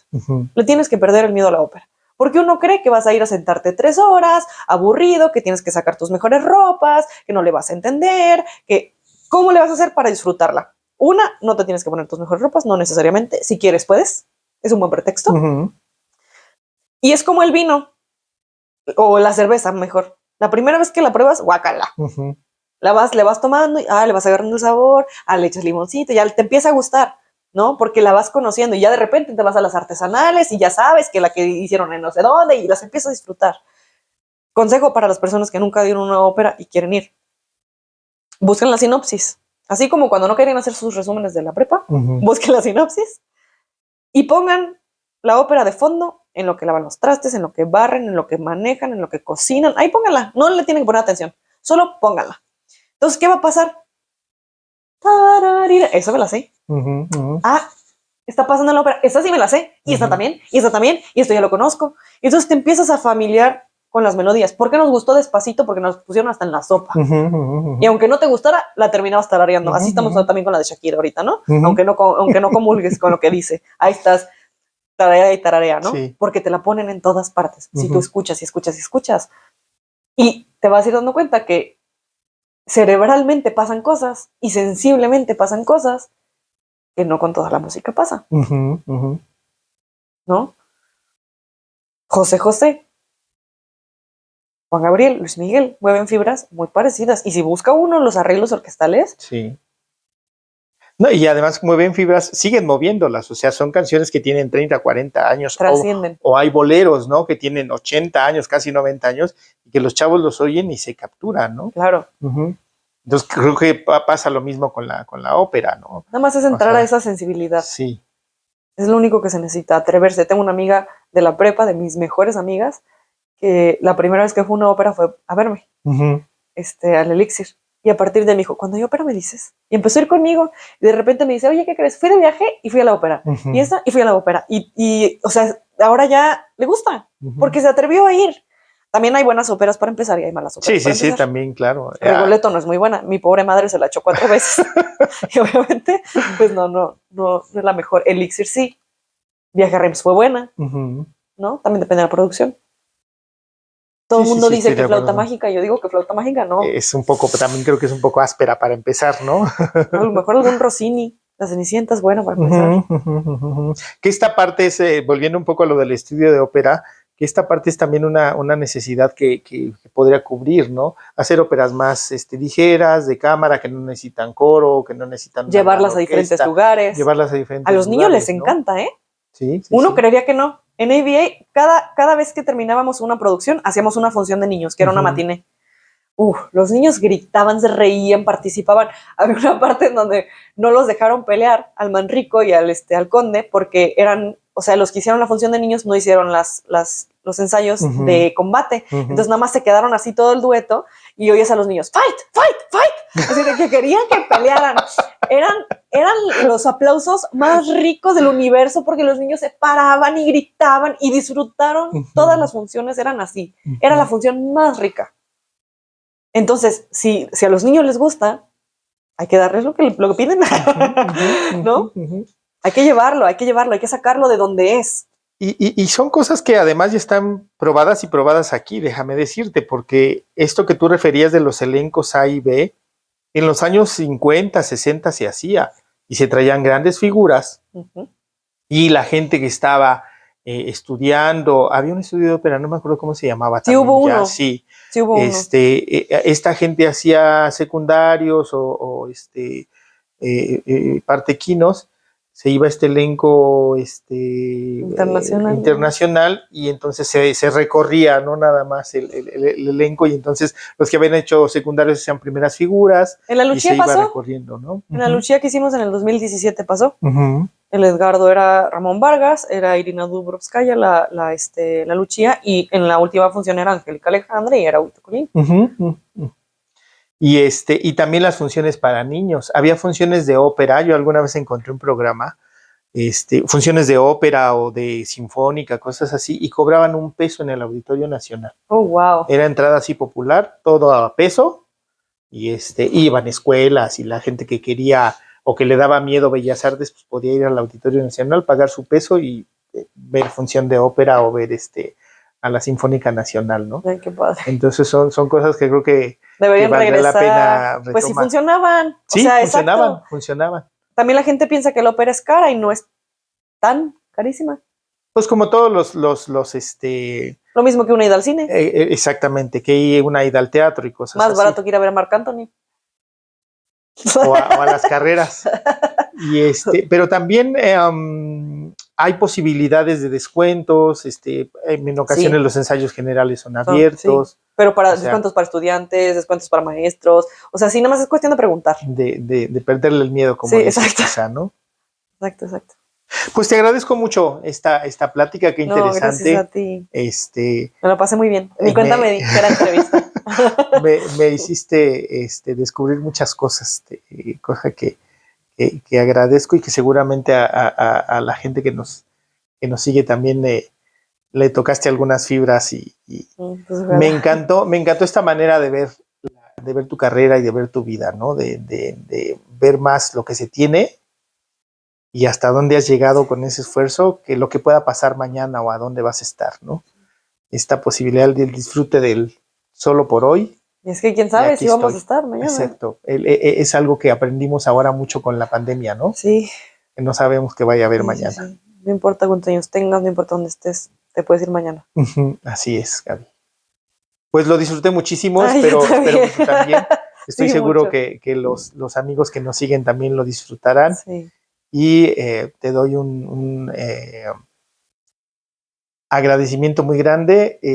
Te admiraba como cantante, como profesional de lo que haces, pero a partir de esta plática te admiro ahora como persona Ay, y como mujer. Gracias, muchas gracias. Muchas gracias, de verdad. La admiración es mutua. Muy amable, muchas gracias. Pues esto fue un capítulo más de Detrás del Telón, los que hacen la ópera en México. Hoy tuvimos a Gaby Flores. Gaby. Muchas gracias, nos vemos en la siguiente.